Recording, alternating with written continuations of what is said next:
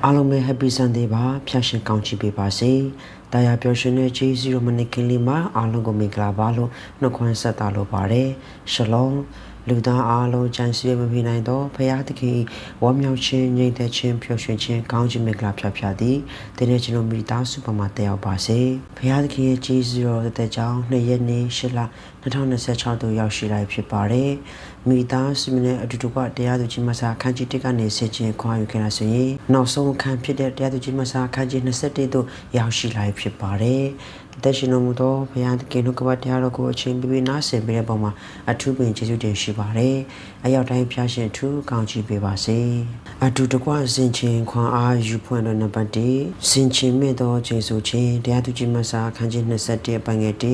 ဤတီလာမျိုးသားတို့သည်အပေသူမြမမိသမီးကိုပေးမိအမျိုးသား၌မပေးစားမည်အကြောင်းမိစပါမျိုးမှာကျေးဇူးချင်းကိုပြုနှင့်ကြပြီ။ဤတီလာလူတွေကတော့တောသားဖြစ်နေတဲ့အချိန်မှာဘုရားသခင်အလိုတော်ကိုမမေ့မြန်းဘဲနဲ့ဆင်ခြင်မဲ့အတိတရားမဲ့နဲ့ကျင့်ဆိုခြင်းကိုသူတို့ပြုခဲ့ကြတယ်။ဘယ်လိုမျိုးကျင့်ဆိုကြတယ်လဲဆိုရင်ကိုယ့်ရဲ့သမီးတွေနဲ့ဘယင်မင်အမျိုးသားတွေနဲ့လုံးဝမပေးစားဘူးလုံးဝသဘောမတူဘူးဆိုတော့သူတို့ကျင့်ဆိုခဲ့ကြတယ်။နောက်ပိုင်းမှာအဲ့ဒီကျင်းဆိုချင်းကြောင့်မလို့ပဲအမျိုးနွယ်တစုလုံးပျောက်ကွယ်တော့မဲ့ဒုက္ခနဲ့သူရင်ဆိုင်ကြုံတွေ့ခဲ့ကြကျွန်တော်တွေ့ရှက်မှာဖြစ်ပါတယ်ခရစ်တော်နဲ့မိသားစုများဒီຢာကဘာကိုသင်ခန်းစာပေးနေတယ်လဲဆိုရင်စိတ်ဆိုးနေခြင်းသို့မဟုတ်စိတ်လှုပ်ရှားနေတဲ့ခြင်းဒေါသထွက်နေတဲ့အချိန်မှာဘယ်ရမဆိုဆုံးဖြတ်ချက်မချလိုက်နဲ့ဘယ်ရကိုမဆိုစိတ်လက်မမနဲ့မလုံလိုက်နဲ့ဂတိမပေးလိုက်နဲ့ဘာကြောင့်လဲဆိုရင်ကိုကစိတ်လှုပ်ရှားနေခြင်းဒေါသထွက်နေခြင်းအမျက်ထွက်နေတဲ့ခြင်းဒီလိုအချိန်မှာကျင်းဆိုခြင်းနဲ့ဆုံးဖြတ်ချက်ချခြင်းနဲ့ဂတိပေးခြင်းတွေကိုရှောင်ရှားမှာဖြစ်ပါတယ်ကျွန်တော်မစင်ချင်မဲနဲ့ပြောလိုက်တဲ့စကားမစင်ချင်မဲနဲ့ပေးလိုက်တဲ့ဂတိတွေစကားတစ်ခွန်းတွေဟာနောက်ပိုင်းမှာနောင်တရရှာနာခြင်းစရာများကိုသာဖြစ်ပေါ်စေကြောင်းကျွန်တော်သိရှိရတာဖြစ်တယ်ဒါကြောင့်မလို့အလွယ်တကူတည့်နှုတ်ဆက်ပါစာထဲကနေမကြိမ်နဲ့ဂတိမပေးနဲ့သစ္စာမဆိုလိုက်ပါနဲ့နားလည်တဲ့ဘုရားတော်ဖျားမှာစားပါစေနံပါတ်2ကိလပ်ပြည်ရပဲမျိုးသားယောက်ျားအပေါင်းဓာတ်နဲ့လောက်ကြံခံရခြင်းတရားသူကြီးမဆာခန်းကြီး21ပိုင်းငယ်30ထိုအခါစုဝေးသောသူတို့သည်စစ်သူရဲ့12000တို့ကိုဆေလွှဲလျက်သင်တို့သည်တွား၍ကိလပ်ပြည်ရပဲမျိုးသားယောက်ျားမိန်းမသူငယ်တို့ကိုဓာတ်နဲ့လောက်ကြံကြလော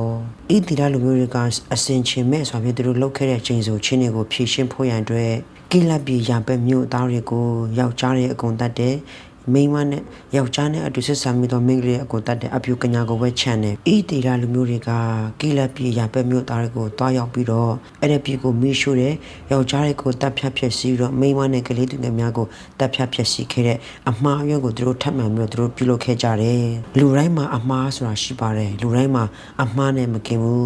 းမမှားသောရှင်းနေမတည်သောစေတမဘဝမှာအမားတစ်ခုပြုလုပ်မိတဲ့အခါမှာအဲ့ဒီအမားကိုဖုံးကွယ်ခြင်းသို့မဟုတ်ဖြည့်ရှင်းရန်အတွက်အခြားသောအမားတစ်ခုကိုဒုစရိုက်တစ်ခုကိုထပ်မံမပြုလုပ်ပါနဲ့တရားအမားတစ်ခုကိုကျူးလွန်မိပြီဆိုရင်ဘုရားသခင်ထံစစ်မှန်သောနှောင်တနဲ့ပြန်လည်ပြီးတော့လှည့်လာရမှာဖြစ်တယ်ဒူးထောင်ပြီးတော့ဘုရားထံမှာနှိတ်ချစွာဖြင့်တိုးဝင်ရမှာဖြစ်ပါတယ်ဘုရားထံမှာအတနာခံမှာဖြစ်ပါတယ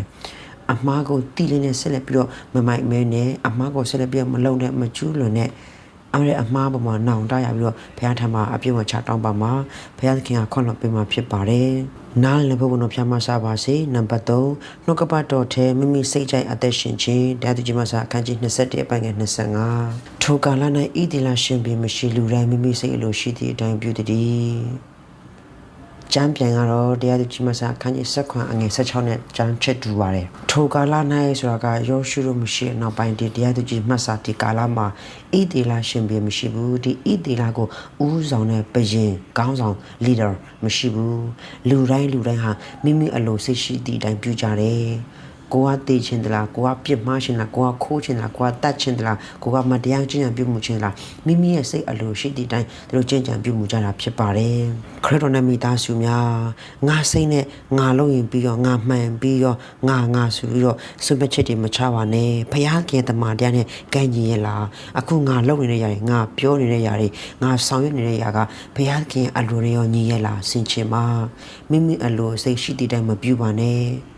ဘုရားထံမှာဥဒုဆုတောင်းမှာဘုရားထံကိုမေးမြန်းမှာဘုရားထံမှာဉာဏ်ပညာတောင်းခံမှာဘုရားအတန်တော်ကိုကြားတတ်ပါတ ကယ်တော့ကဘာဦးချမ်းကလေးကဖျားခင်ရှိခဲ့တယ်ကဘာဦးမတိုင်ကလေးကဖျားခင်ရှိတယ်ဗျာဒိတ်ချမ်းအဆုံးမှလည်းဖျားခင်ရှိခဲ့တယ်ယခုချိန်ထိဖျားခင်ရှိနေတယ်နောင်လည်းဖျားရှိနေအောင်မယ်ဒီနေ့တရားသူကြီးခဲမှာဖျားခင်မရှိဘူးလားရှိတယ်ဖျားခင်ရှိတယ်ဒါပေမဲ့ဣတိရလူမျိုးတွေကမိမိအလိုရှိတဲ့အတိုင်းပြုကြတယ်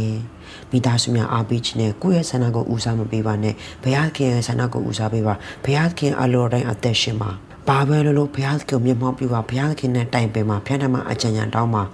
နားလည်တဲ့ဘုရားတော်ဖျားမစားပါစေဖျက်ရှင်တဲ့ထူးကောင်းကြီးပေးပါစေယနေ့တရားသူကြီးမဆာအခန်းကြီး21အဖြစ်မိသားစုများကိုအနေငယ်နှိုးဆော်တဲ့တွန်းခွာပေးလိုက်ပါတယ်အသက်ရှင်တော်မူသောဘုရားခင်တော်ကပတ်တရားတော်ကိုအချိန်မပြေနားဆင်ပြီးတော့မှအထူးပဲကျေးဇူးတင်ရှိပါတယ်ကြားဆန္ဒရှိတော်သူမိတီကကြားပါစေအရောက်တိုင်းဖျက်ရှင်ထူးကောင်းကြီးပေးပါစေအာမင်